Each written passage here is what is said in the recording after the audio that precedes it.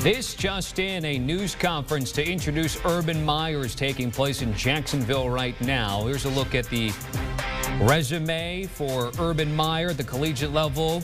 Hard to argue. Can he do it at the NFL level? That is the big question. And before we get to Urban Meyer, let's go now to owner Shad Khan talking about the process of hiring his head coach. And I expect them all to be NFL coaches, head coaches in the future. In the meantime, I wish each of them the very best. And I want to thank them for the time and commitment they took to talk to me and share their thoughts with me. But from this remarkable, talented pool of candidates, one man clearly separated himself from the field. And as I said yesterday, he's a winner, a leader, and a champion. He's the man we want and need in Jacksonville. And as you'll see shortly, he wants the challenge. He's ready. So without further delay, it's my privilege to introduce the new head coach of the Jacksonville Jaguars, Urban Meyer. Well, thanks, Shad. I would first like to thank Shad Khan for this opportunity to lead the organization into 2021 and beyond. Like I said yesterday, I felt like this was not only the right time for me to return to coaching, but the right place in Jacksonville as well. Duval is a very special place to me. Duval is a very special place to me, and I'm excited to be back in the great state of Florida. The work has begun to get this team where it needs to be, and my primary focus as we speak is to put together a great staff. I've been very supported by some incredible coaches throughout the years, and I expect to do the same here in Jacksonville. These fans, especially our loyal season ticket holders, deserve a winner, and I can speak on behalf of myself, my staff, and eventually our team. They will get our very best. Thanks again. Thank you, Coach. We appreciate it. All right, we're going to go ahead and begin with questions. We'll start with Gene Fournette of the Florida Times-Union. Gene, if you want to unmute yourself. Yeah. There you go. Can you hear me? We can. Go ahead. Urban, congratulations, by the way. Jimmy Johnson said that, he's obviously the prime example of a guy who's made the jump successfully from college to the pros. What, if anything, did you learn in your conversations in terms that would benefit you from your talking with him? And is there any particular tip that he gave you that may have, you weren't expecting and you found beneficial? Jimmy Johnson has become a very good friend over the years in our time at Fox together. He was a guy that I leaned on very heavily during the television for the last 2 years. But then I had a few phone calls with him recently. He will be a resource for me. He will be a guy that I'll speak to quite frequently.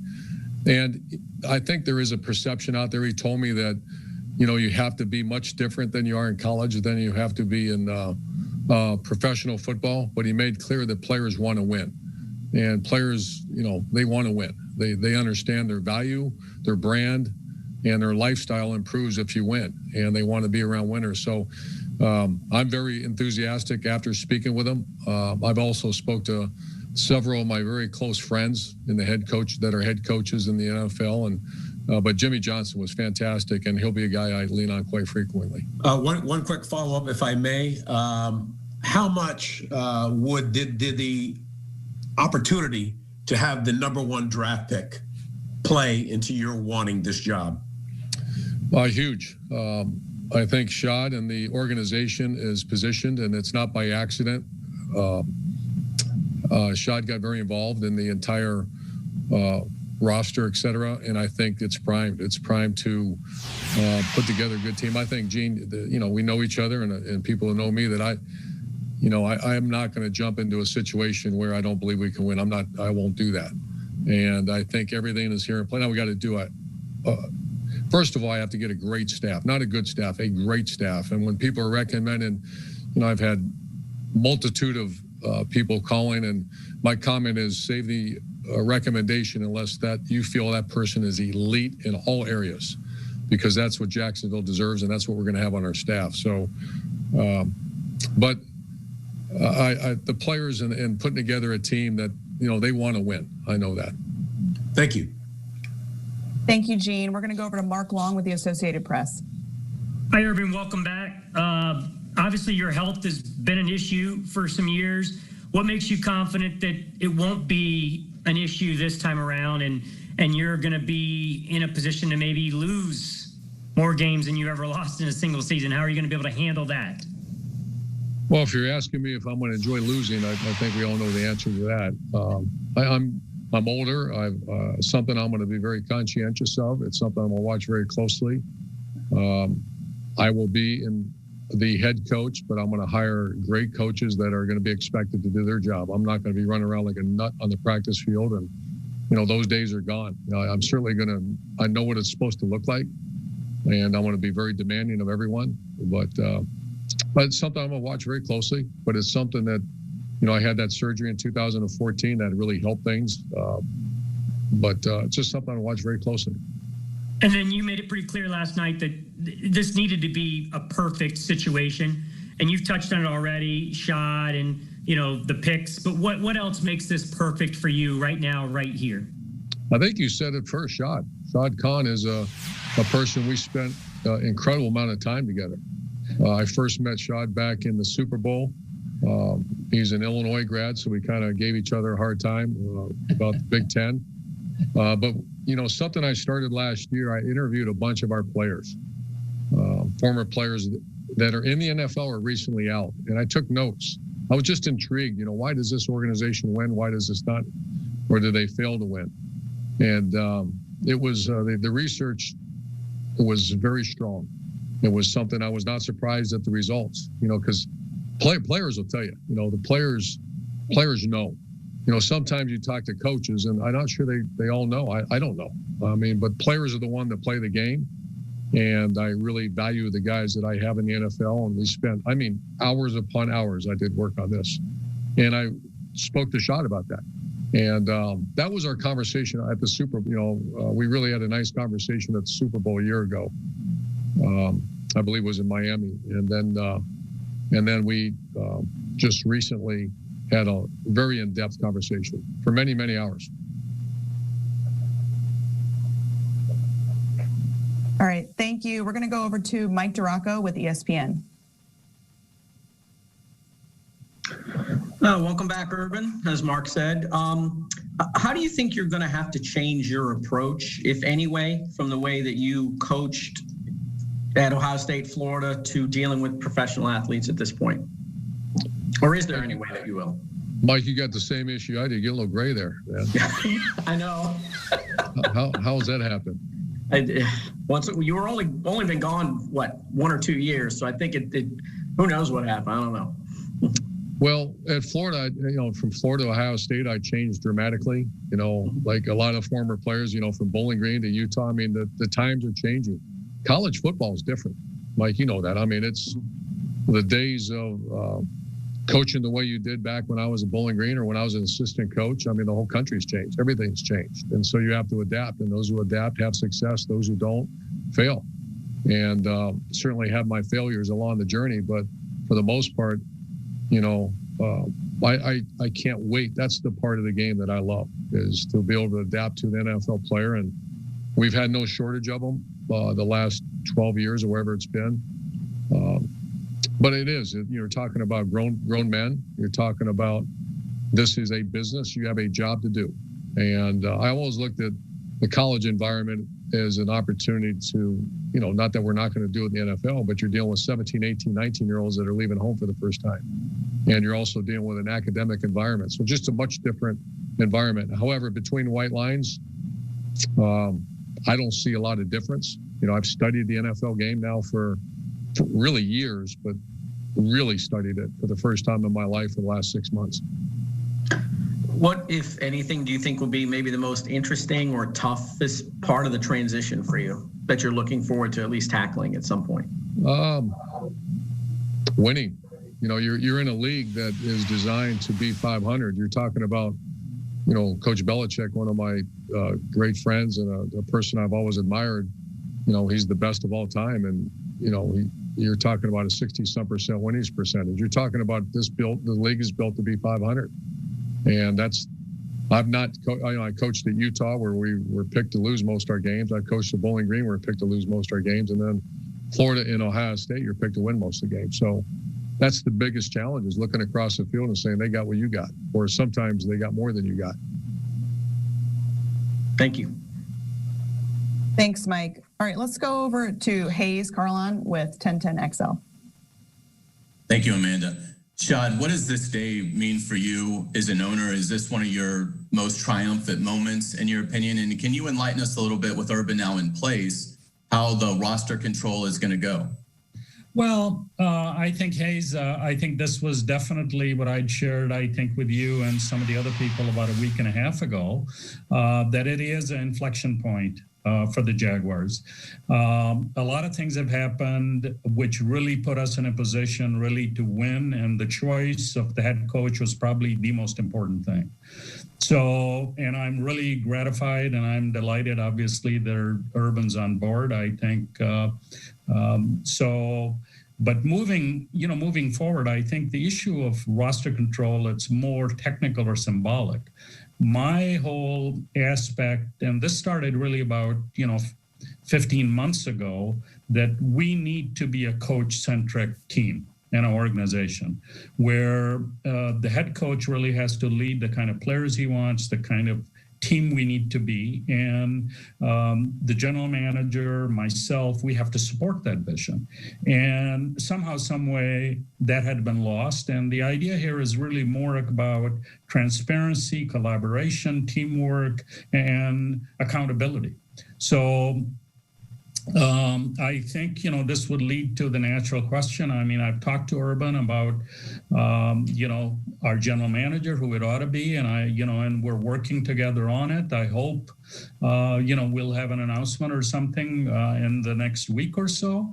But the object is going to be that, and I shared this with Urban. He's on board. Both of them, will be reporting to me, but everybody in the organization, I mean, we're going to be, carrying out, obviously, Urban's vision of the team and the kind of players we want. Great. And then, Urban, for you, congratulations, first off. Can you talk a little bit about where you see your philosophy going for fans that maybe don't remember you coaching the Gators, that 4 to 6, point A to B? Can you give fans a little idea of your basic coaching philosophy, please? Very good. 4 to 6, A to B. My vision or my dream has always been the fastest team on the field, and the team that plays. When I say fastest, not necessarily 40-time fast, but fast. One of the great compliments I can remember we ever had was the legendary coach John Robinson. He's coaching at UNLV, and I was at Utah.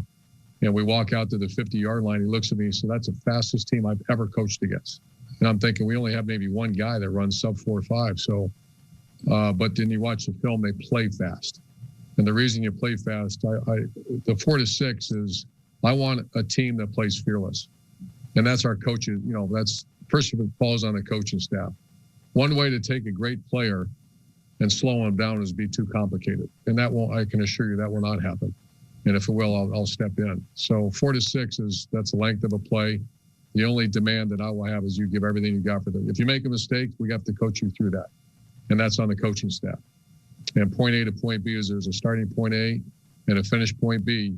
And that's easy to evaluate on film. Between A to B, it better be is everything you got. And that's going to be the expectation of our organization. So other than that, will we run or throw it? I think the history. It's a very adaptable. If you have a Dwayne Haskins at quarterback that you can throw 50 times a game, we're going to do what's best. If you happen to have Zeke Elliott at tailback, we happen to run the ball more then. So it's going to be built. There's not a set system yet, and that'll certainly be impacted by the coordinator as we play. So that's my vision, is when you grab a seat in this beautiful stadium, is you're going to see a team play really fast. Awesome. Thank you, gentlemen. Thank you, Hayes. All right, let's go to Brent Martineau with Action News. Welcome aboard, Urban. Thanks for the time. I wonder if you can, from your seat in the hectic week that it's been, can you grasp the buzz in Jacksonville about the hire, about the #1 overall pick? There's been a buzz the last couple of weeks, but I think season ticket phone calls are probably ringing a little bit more over the last couple of days. From your seat, do you feel that? I do. I've spent a lot of time down here, obviously, and then I spent a lot of time in Jacksonville recruiting friends. You know, my kids were athletes growing up at the time, so I remember driving to Jacksonville, I don't know, 10 times a year for whatever events. And so we have great friends here, and you know, I kind of feel it through them. I have 479 messages I'm trying to get back to, but it's been it's been fantastic, and you know, I can't wait to do the very best for this incredible place. And obviously the Jaguars do have the #1 overall pick. What are your thoughts on this upcoming quarterback class? And is there a separation in that quarterback class with the top overall guy? Well, you see Trevor, you see Justin, you see Zach, you see, you know, that this is going to be, you know, as Shad said, this is a monumental moment for this franchise. And we've seen some franchises explode, and we've seen others fail. And I've said this many times, you know, throughout my career, is that when the NFL says it's a quarterback league, you know, I would say, well, so is college, and so is high school, so is Pop Warner. It's a quarterback sport. So whoever takes that snap we have got to be right on. And I think Shad said it best, that this is going to be the term that you're going to hear throughout our time at Jacksonville. There is a partnership, and there's going to be is complete transparency. That's the way I've always operated. And the GM that we hire is going to be complete, and to our owner, he is invested in an organization. And I'm telling you now, the reason I'm standing behind his mic, he wants to win. He wants to win not for himself. He wants to win for Jacksonville. And who we pick at that quarterback spot, that's going to be one of the most important decisions I've made in my lifetime. And along with the partnership of our owner and our general manager, and the ones that are out there, my initial study, because I have been studying a lot, I like to use the term elite. I see some elite quarterbacks out there right now. Thank you. Good luck. Thank you, Brent. Let's go over to Bill Rabinowitz with the Columbus Dispatch. Hi, Urban. First of all, congratulations. I have two questions. First, a lot of people here in Columbus are wondering if some of your core people you had at Ohio State will be joining you. I've been told Nikki isn't, but can you address whether others will, such as Mark Pantoni and Ryan Stamper? Yeah, I talked to Gene and I talked to Coach Day, and you know my affection for both those guys and the great university that we represented, and I won't do that. Does that mean there might be one? Maybe. You know, I'm not there yet, but you know, I told Gene, I said, yeah, Coach Marati, Pantoni, the whole crew's leaving, and they're like, what? You know, that's the best infrastructure in college sports. So no, they will not. You know, they will not be leaving. I'm not touching. You know, there might be one. I said that will leave, but I am not going to do that to that organization, and I'm not sure they would go. It's Ohio State is home to those guys now. And also, well, the last time we talked at length about the possibility of you coaching, you said essentially never say never, but I think I'm done. When did that change and why? Well, some college opportunities showed up and made you start thinking. You know, there's not a day. I'm sure that every person, Bob Stoops is my dear friend. There's not a day that goes by that you just, you know, you see that grass, you see the team, you see a locker room, and you think, and then you start thinking about, you know, quality of life, et cetera. And the comment I made, it would have to be perfect. And I don't plan on, you know, college, I just don't plan on doing it. I don't see that happening. NFL has always been an intrigue. I had some opportunities in the past, but just wasn't the right time, and then wasn't the right situation. You know, this is, Bill, you know me as well as anybody, is that we have to be in position to go win a game. And I believe this is the place. Thanks, Urban. All right, Urban Meyer there, swagged out in Jags gear already. Similar to last night, he called this a perfect situation about 5 or 6 times there. We mentioned it, the $76 million in cap space for the Jags this year, the first overall pick. He kind of touched on Trevor Lawrence, Zach Wilson, and Justin Fields' options as the franchise QBs, and not to mention 11 picks in this year's draft. Also talked about winning. The Jags are 1-15 last year. Before that, only 11 games in 2018 and 2019. So a lot of work, but in a good position if you ask him. Let's bring in Jonathan Jones, our NFL insider, who's been listening in on this news conference as well. What were your initial takeaways and your thoughts here, JJ, on Urban Meyer's news conference? Yeah, kind of classic Urban, who, he had to explain a couple of things away. He had to talk about his transition and what it will be like from the colleges to the pros. And he said the right things. He said, listen, I've leaned already on Jimmy Johnson, and I'm going to continue to lean on him quite frequently, he said. But, players at this level, they want to win. That's what's consistent from colleges to the pros. These guys don't want to go out there and lose. And so, there is no more recruiting. And I may not just get the best team and a bunch of five-star athletes. There are salary cap issues that are going to be involved. But I also understand Urban saying that I can't coach these 17, 18, 19-year-olds the same that I'm going to be coaching these grown men who make millions of dollars. And, they talked also about Urban Meyer and how he's infamous, really, for hating to lose. And he said, listen, I'm not going to be running around like a nut on the practice field. Those days are gone, he said. And it's something that I'm going to watch very closely. We understand and know about his health issues over the years that caused him to retire from two different places, Florida and Ohio State. And so he seems to be well-centered right now. I would be concerned if he did not come across as well-centered in his introductory press conference. But this is a guy who is certainly giving off the vibes that he has long thought about this and has considered this, has spent a lot of time with Shad Khan, the owner of the Jacksonville Jaguars, dating back really about 12 months to last year's Super Bowl, has closely paid attention to the NFL and studied the NFL game for the past 6 months, he said. And this, obviously, with the #1 overall pick especially, is the reason that he is now the Jaguars head coach. I'm glad you brought up health, because that was sort of the big thing with me that I took away, was that he, again, you mentioned it, said, I'm not going out there running like a crazy man on the practice field, because I think there's a concern whether the Jags are successful or not. 3 years down the road, question marks about how much he's going to grind. And we know it's a different grind between college and the pros. What do you anticipate some of those changes will be, given what we've seen? I know famously John Gruden's a guy that grinds all day, grinds all night. But when it comes to Urban, what do you think that will be like?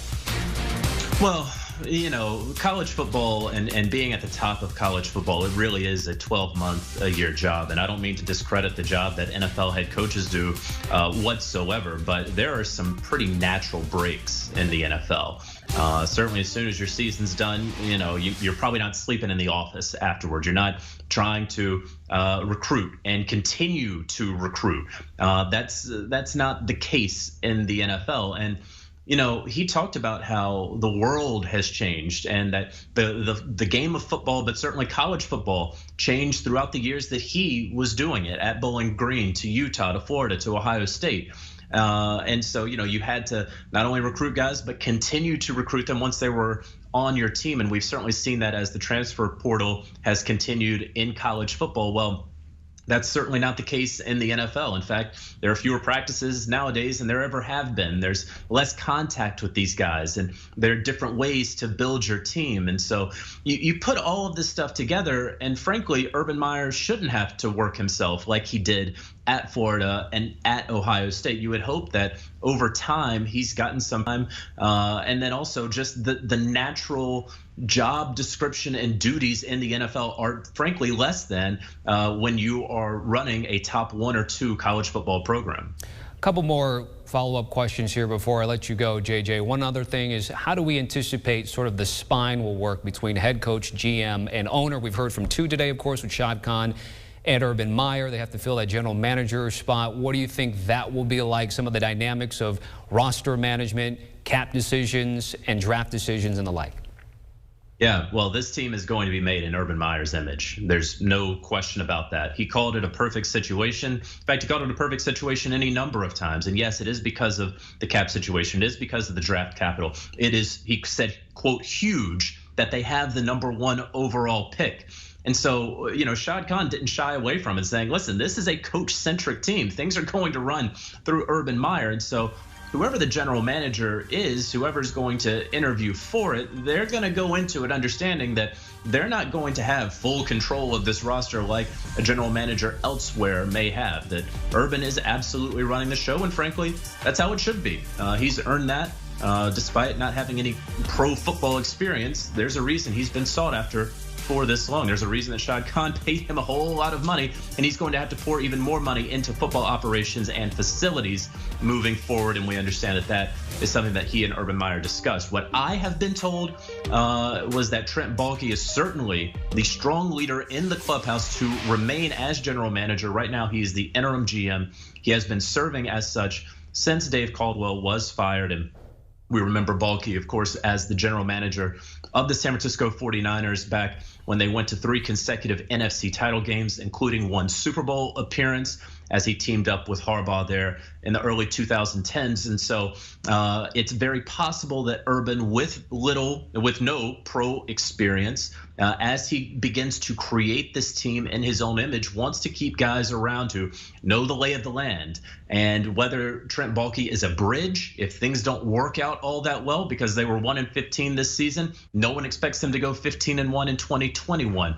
But if things go well, maybe he would stick around. If things don't go well, all right, you can kind of kick him off the island and find the GM that after your year of networking around the league, understanding the lay of the land, you can go out and get your guy. But they will continue to have interviews. I'll just say that, again, the leader in the clubhouse right now is the guy who's already in that chair, Trent Baalke.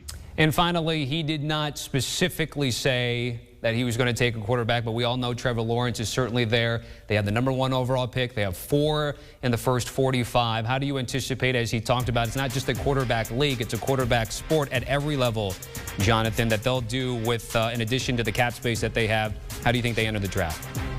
Yeah, well, I mean, it's Trevor Lawrence at 1, and there's really no question about it. Does it do anything for Urban Meyer to go in his introductory press conference and say, yeah, we're taking Trevor Lawrence #1? No, it doesn't. And frankly, I don't think anyone should have anticipated that. So I got it that he was going down the list with Justin Fields and Zach and all those things. I got it, but we understand that it's Trevor Lawrence who's going to be coming to Jacksonville, Florida, to Duval County. That's just what it's going to be. And, when the New York Jets won that game and the Jaguars got the #1 overall pick, the Jaguars job rocketed to the top job in the NFL. There was really no question about it. And we could talk about no state income tax and draft capital and cap space. But having the ability to get a franchise changer like Trevor Lawrence really made that the #1, the top job. This is greater than the Chargers, even with Justin Herbert, where he may win Offensive Rookie of the Year, where you get to live in LA, where you have a sparkling new $4 billion stadium. The Jaguars job is still the best job because of Trevor Lawrence, and that's the reason that Urban Meyer is now in Jacksonville, swagged out in Jags apparel, about to change the entire face and trajectory of this franchise. It's because the Jags wound up at 1-15 with Trevor Lawrence and the #1 overall pick. All the stars and everything else is aligned for Urban Meyer to get that and turn things around in Jacksonville. Jonathan Jones, again, breaking down the news conference from today. JJ, appreciate it. Thank you. So JJ breaking it down there when it comes to what needs to come in-house along with Urban Meyer. But one other thing we really haven't touched on, and they kind of didn't touch on it there, the AFC South. That division sent 2 guys into the postseason.